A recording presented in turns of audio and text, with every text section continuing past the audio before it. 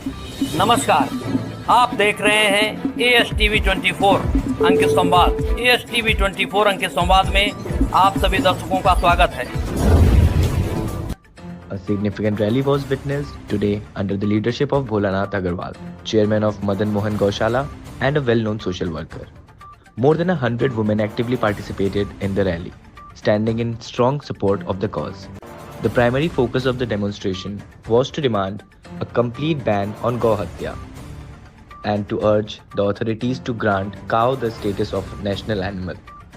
The participants raised slogans and expressed their concerns, emphasizing the cultural, religious, and the social importance of cow protection in India. The rally reflected growing public sentiment around the issue and called for immediate governmental attention.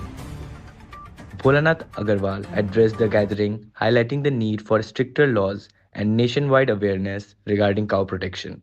Stay tuned with ASTV 24 for more updates on this developing story.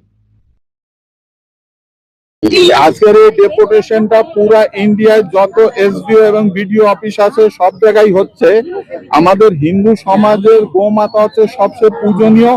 যখন গো হত্যা ভারতবর্ষে হতো না তখনই ভারত বিশ্বের গুরু ছিল। যখন থেকে ভারতে গো হত্যা শুরু হয়েছে তখন থেকে ভারত বিশ্বগুরুর আসন থেকে নেমে গেছে।